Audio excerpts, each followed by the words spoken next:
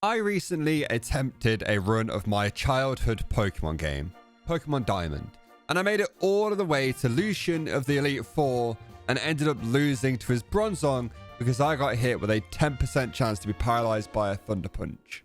Absolutely heartbreaking.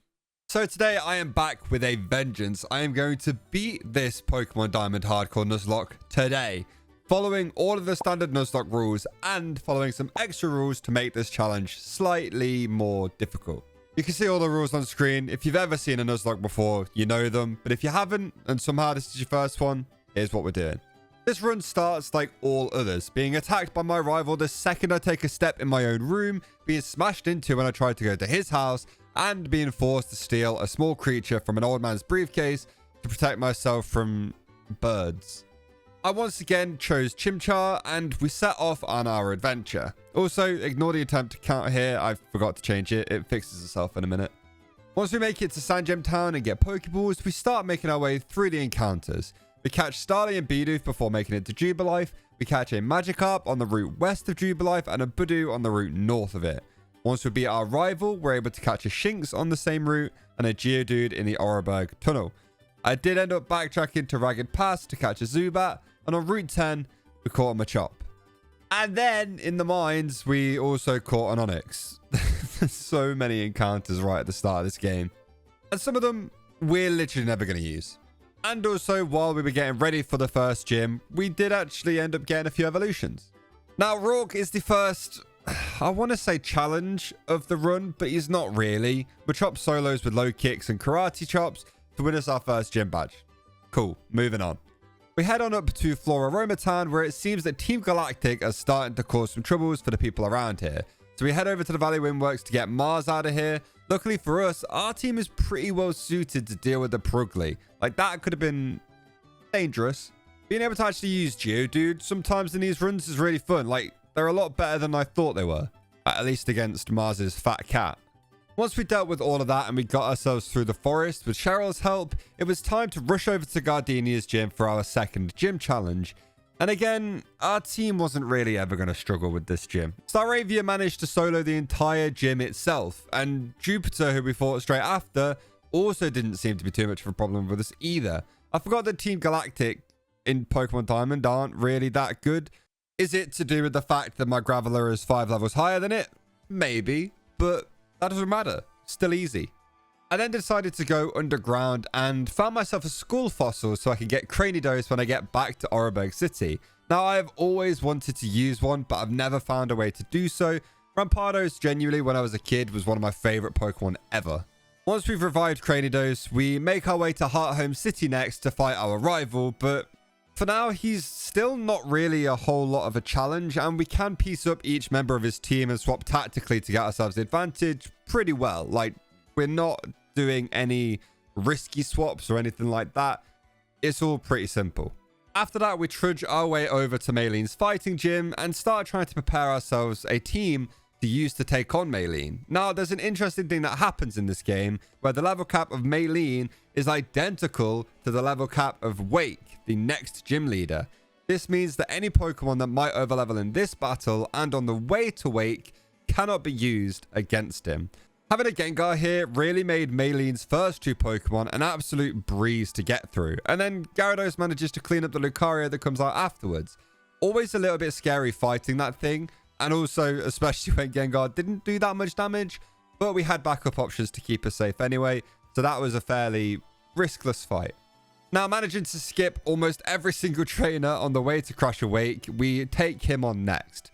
Unfortunately for Wake, though, we have a Luxray, who decimates his lead Gyarados with a single Thunderbolt, and then is met with Quagsire, who we can't hit, so I swap to my other option, Roselia, who takes on Quagsire with 0 problems. Closer comes out next, so I resend in Luxray, who deals with the threat immediately. Nice and simple, Luxray is an amazing Pokemon. He is so amazing, in fact, that we actually lead him straight away into Fantina's team.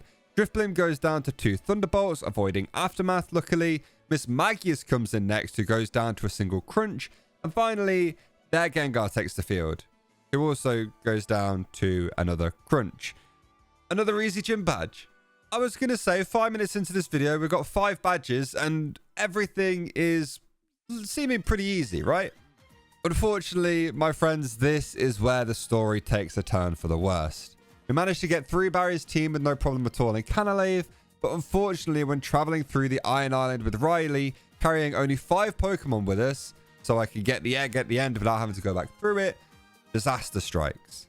And yeah, okay, it's my fault.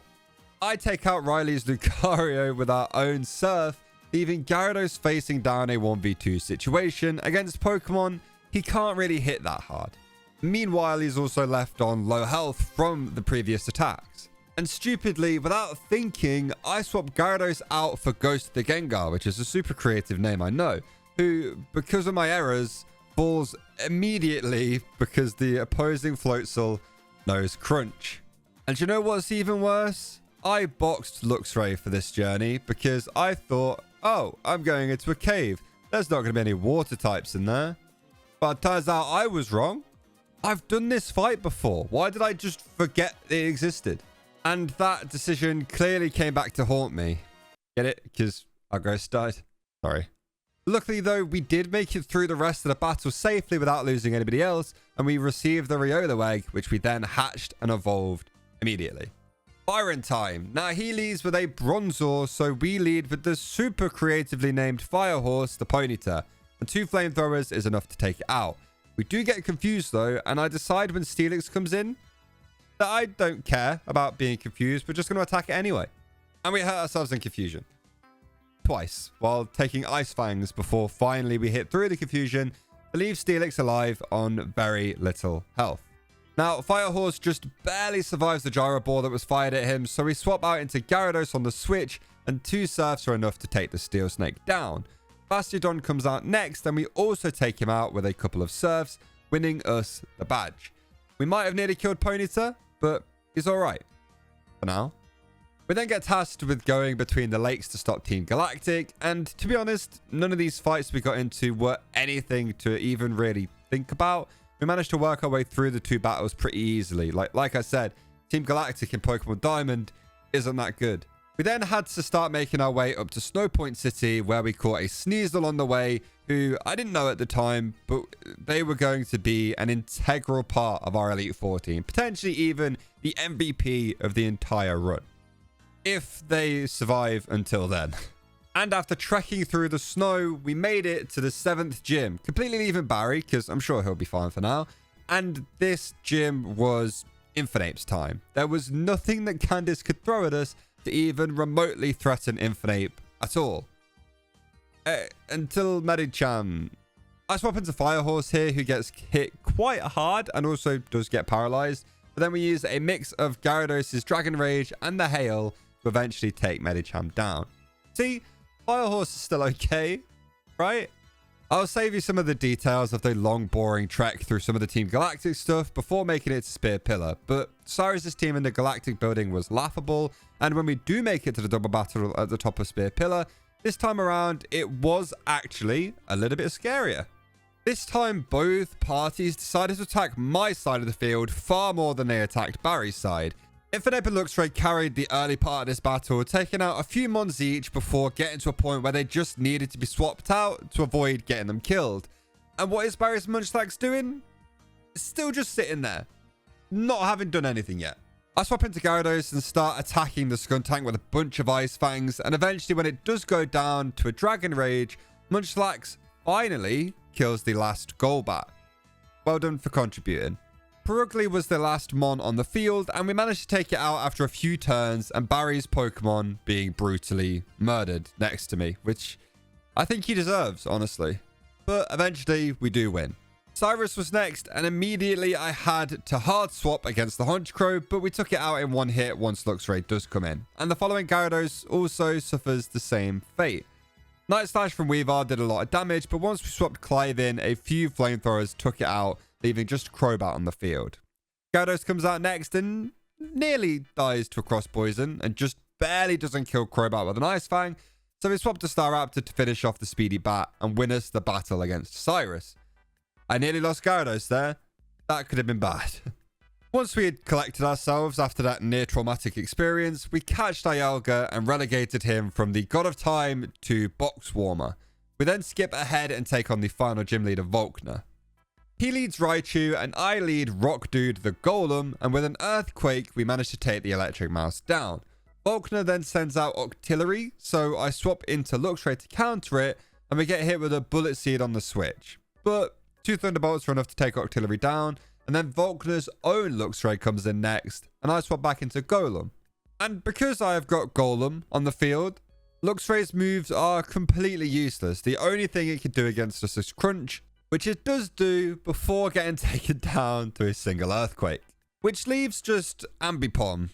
This poor Pokemon being put in a terrible position as its only attacking move is Shockwave, which doesn't affect Golem. So it sets up nasty plots with no other option but dying eventually. Golem is a really, really good Pokemon for this gym. Maybe not against Octillery, but Golem's pretty good. Now, as we make our way through Victory Road, I do have some saddening news. I end up losing a Pokemon in here. Rusk the Bee-Barrel. As a sacrifice to the gods to allow my other Pokemon to live, you will not be forgotten. I thank you for your sacrifice and for helping our team make it through safely. I should have probably leveled you up more. But after Bee-Barrel gave his life for the rest of the team, we make it through Victory Road otherwise unscathed and start preparing for the final Barry fight before our second attempt at the Elite Four. The real reason we're all here today. The final Barry fight starts like most others. Staraptor leads, I lead with Luxray, Staraptor dies. Snorlax comes in next for Barry, and I decide to swap into Staraptor, but Snorlax, turn 1, goes for Rest, giving me a completely free switch, so I'm not going to complain. I go for a quick attack to deal some damage to Snorlax before hitting it with a close combat to take it down, which means that Heracross is the next to take the field, which is a terrible choice for Barry, by the way. Why did he do that?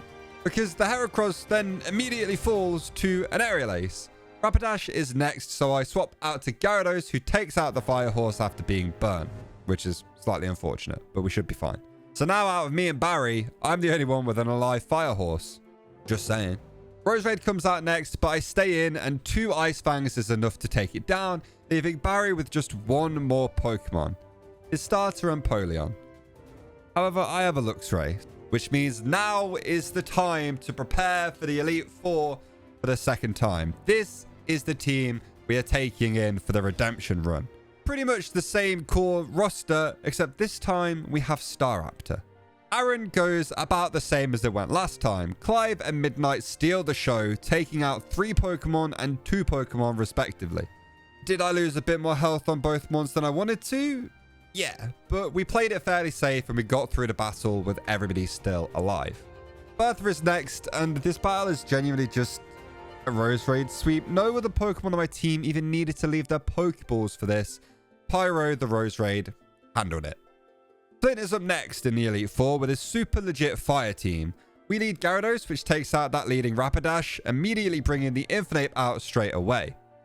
Yet another person with a dead Fire Horse while mine is still alive. Now, the Infinite that is facing us does have Thunder Punch, which could be scary, but will it click that? Absolutely not. It tries to Flare Blitz the Water Dragon, and it dies to a waterfall. I don't understand.